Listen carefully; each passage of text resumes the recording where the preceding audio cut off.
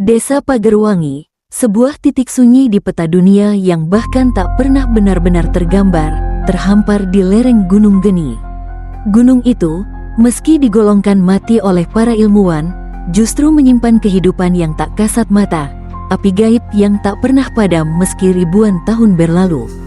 Udara di desa itu selalu dingin, tipis dan membawa aroma tanah basah yang tak pernah benar-benar hilang, seolah-olah bumi menyimpan rahasia yang terlalu berat untuk diungkapkan. Tak ada suara kendaraan, tak ada hiruk-pikuk kota, hanya desir angin yang sesekali menggoyangkan daun-daun tua dan bisikan yang entah berasal dari siapa. Pada suatu pagi yang lebih kelabu dari biasanya, sebuah mobil hitam mengendap pelan di jalanan berbatu.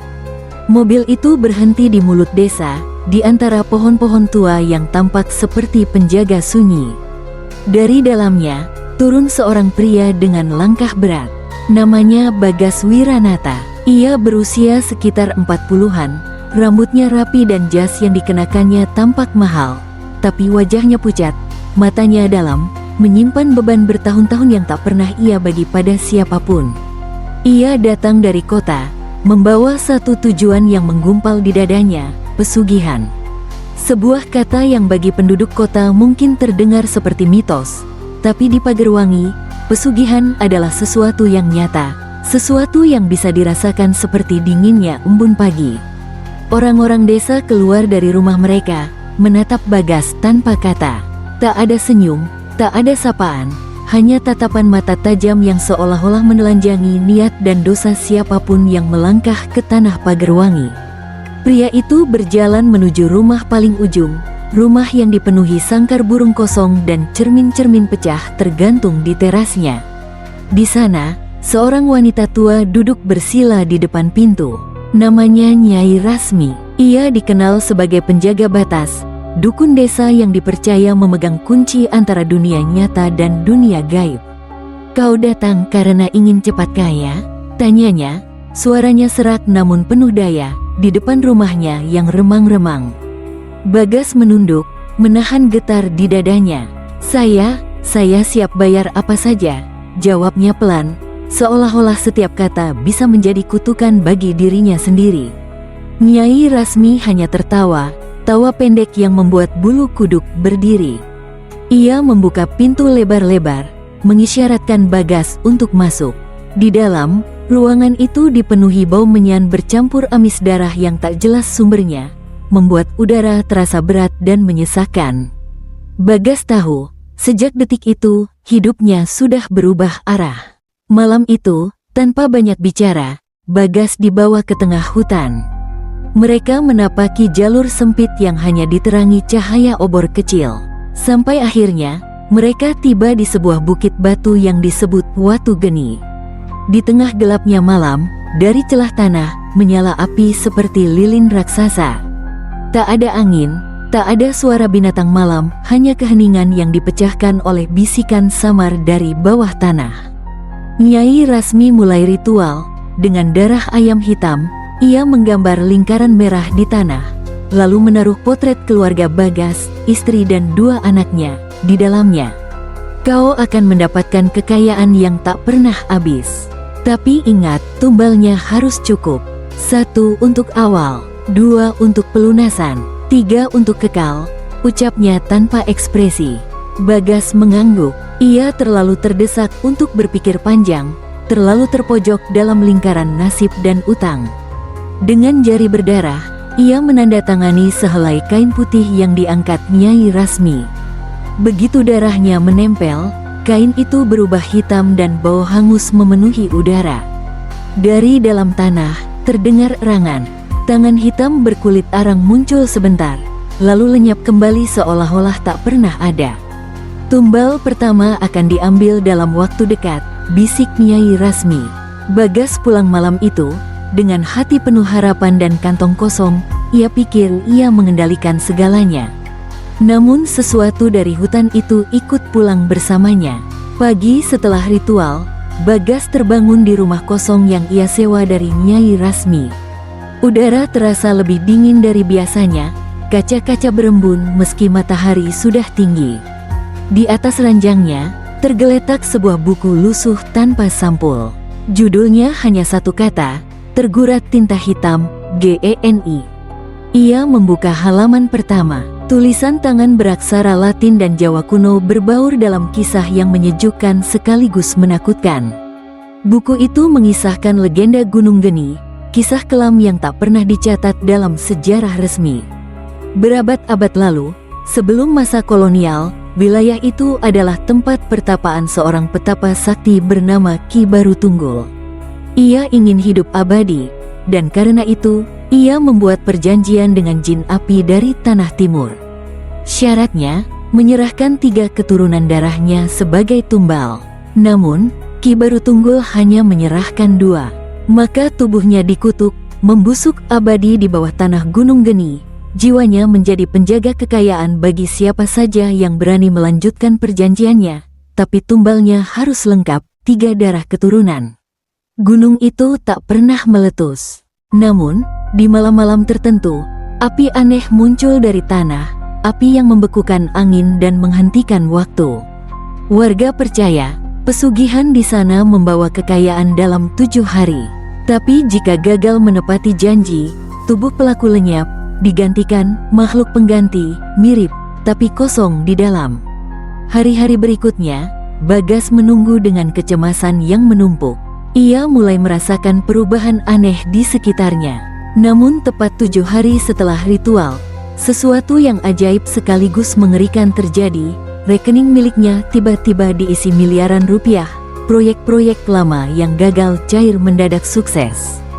Kantornya kembali ramai, investor berdatangan, dan media mulai meliput kebangkitan sang pengusaha. Namun di rumah di Jakarta, istrinya dan kedua anaknya mulai mengalami gangguan.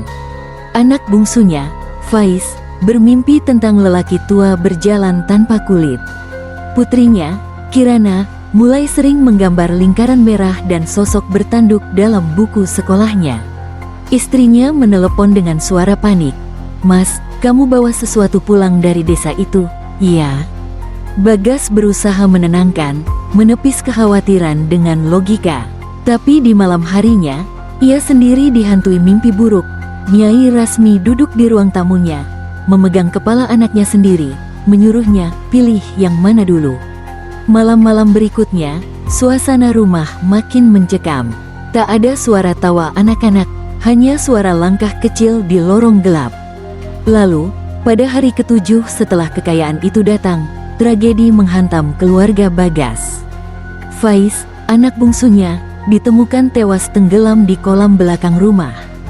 Padahal, tak pernah ada kolam di rumah mereka sebelumnya. Jasadnya tak pernah ditemukan, hanya sandal dan boneka yang gosong ujungnya. Bagas jatuh terduduk. Ia paham, tumbal pertama telah diambil dan kini 2 lagi harus dipenuhi. Kematian Faiz membuat Bagas terpukul. Istrinya histeris, putrinya tidak berhenti menggambar lingkaran darah di setiap dinding rumah. Rumah yang dulu nyaman kini berubah menjadi sunyi, seperti diselimuti kabut tak kasat mata. Bagas memutuskan kembali ke desa Pagerwangi untuk meminta perjanjian dibatalkan.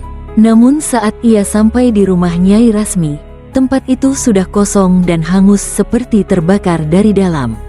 Tak ada tanda-tanda kehidupan, hanya cermin-cermin pecah yang kini memantulkan bayangan dirinya, dengan 2 sosok hitam berdiri di belakang. Suara gemerisik muncul dari hutan. "Perjanjian tidak bisa dibatalkan," bisik suara tak berwujud. "Kau sudah beri darah pertama, 2 lagi, atau kau gantikan." Bagas berlari ke mobil, tapi roda mobilnya tenggelam dalam lumpur padahal jalanan kering. Ia terjebak di desa itu hingga malam. Di bawah sinar bulan, dari arah Gunung Geni, muncul api tipis melayang seperti obor.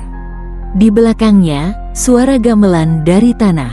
Di kejauhan, ia melihat putrinya, yang seharusnya di Jakarta, berjalan menuju gunung dengan mata kosong.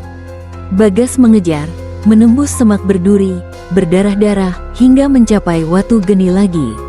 Di sana, sosok berjubah merah darah berdiri. Tingginya lebih dari 2 meter, wajahnya hitam penuh retakan api, dan matanya menyala seperti bara. Itulah Ki Barutunggul, leluhurmu adalah pelanggar perjanjian. Kau hanya pewaris beban, sekarang kau lunasi. Bagas menjerit, memohon. Tapi anak perempuannya melangkah perlahan ke arah api. Di detik terakhir, Bagas mendorong dirinya sendiri masuk ke lingkaran darah.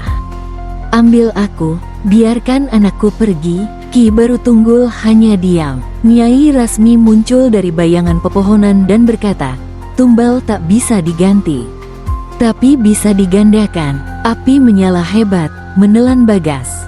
Suara teriakan menggetarkan pohon-pohon. Lalu semuanya sunyi. 3 bulan kemudian, desa Pagerwangi kembali tenang, atau setidaknya terlihat begitu. Gunung Geni masih memancarkan api tipis setiap malam Jumat Kliwon. Rumah Nyai Rasmi kini dihuni oleh seorang wanita muda dengan wajah yang sangat mirip Putri Bagas. Namun sorot matanya kosong dan bibirnya selalu tersenyum tipis, seperti menyimpan rahasia. Orang-orang kota yang tersesat ke Pagerwangi terkadang mengaku melihat pria berpakaian jas berdiri di pinggir jalan, menawari mereka jalan keluar dari kemiskinan. Wajahnya pucat, tangannya selalu memegang sebuah cermin pecah. Dan jika mereka ikut dia ke dalam hutan, mereka tak pernah terlihat lagi. Dalam buku catatan tua di rumah Nyai Rasmi, tertulis satu kalimat terakhir, setiap perjanjian menyisakan bayangan. Dan bayangan selalu mencari tubuh baru. Itulah kisah tumbal dari Gunung Geni. Sebuah perjanjian yang membawa kekayaan, tapi juga kutukan. Karena dalam dunia pesugihan, tidak ada yang benar-benar gratis. Setiap kemewahan, ada darah yang harus dibayar. Jika kalian suka cerita seperti ini, jangan lupa tekan like, subscribe, dan nyalakan loncengnya.